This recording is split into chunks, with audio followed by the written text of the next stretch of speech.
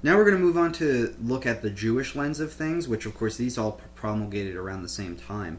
So a lot of the Jewish lens actually takes from the Egyptian lens, and they had a lot of influence on each other. One particular story which is very crucial and important to the Jewish folklore is that of the story of King Solomon. Of course, in English, Solomon really is an esoteric, allegorical kind of anagram for soul of man, or Sol Mon, which is sun and moon.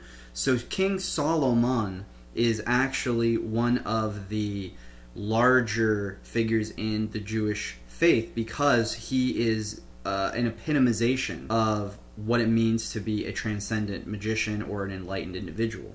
So if you didn't know about Solomon, this is actually one of the inspirations from Tolkien's Lord of the Rings series, where Sauron is Saturn and Saruman is Solomon. And it's basically the fall of Solomon in relation to demonic worship.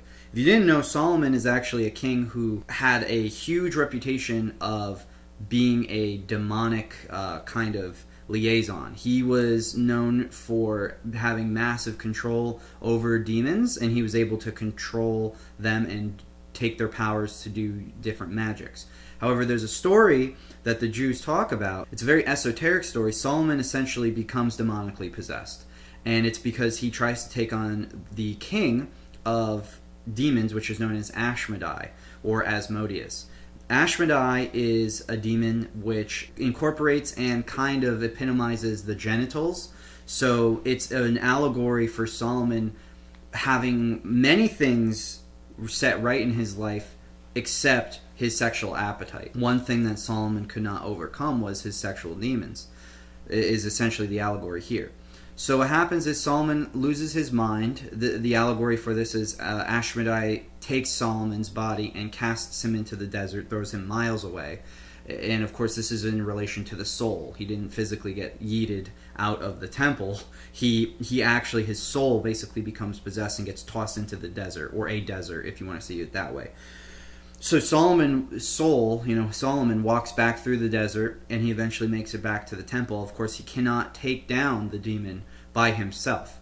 So what he does is he turns to Benaiah. And Benaiah, in this story, is actually a Christ-like figure. It's one of these types of hero figures which epitomizes the third chakra, being the solar plexus. Why do I say that? Is because Benaiah is the leader of the 3rd Infantry, and Solomon is often associated with the temple, rebuilding the temple, the creator of the temple, which is in relation to the brain. So if Ashmedai is the genitals and Solomon is the brain, then Benaiah is the heart center, solar plexual center, which in relation to the sacred secretion is where the Christ seed is born.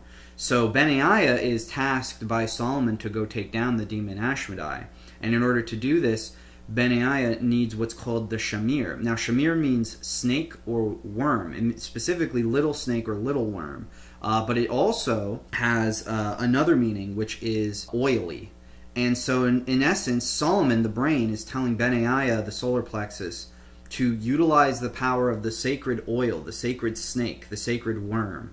And this, in turn, subdues the demon Ashmedai, to which Benaiah is able to bring the demon all the way back to the temple, being the brain. Of course, this is in relation to the sacred secretion process. And King Solomon then uses the shamir and the demon's power to rebuild the temple. And of course, this is in relation to using the lower chemicals and energies situated deep within the sacrum of the body to restore the health of the body via the brain's, I guess you could call it technology, the way that the brain functions. This is part of the cycle that is within our bodies. So this is another great allegory in the Jewish lens of the sacred secretion. The sacred secretion is also in the Kabbalah, and it is also in the story of the brazen serpent, as we see the people were essentially, set ablaze because of this brazen serpent. I believe they were set ablaze. Some of them died of disease and things of that nature, but there was a plague of sorts that befuddled the people due to this brazen serpent being essentially misunderstood and rejected. The brazen serpent was, I believe there was a plague put on them as punishment for something. I think it might have been related to it was related to the golden calf, I believe. And then I think actually God summoned literal snakes to bite the people, but they were sort of magic snakes, it's implied. And then he held up the brazen serpent and he said, any who look upon this will be cured. Yes, and that's exactly what it is. It's the rejection of the brazen serpent, which is, of course, the Kundalini serpent within man. This is essentially what casts plague upon us as human individuals, or at least that's a deeper meaning behind that story.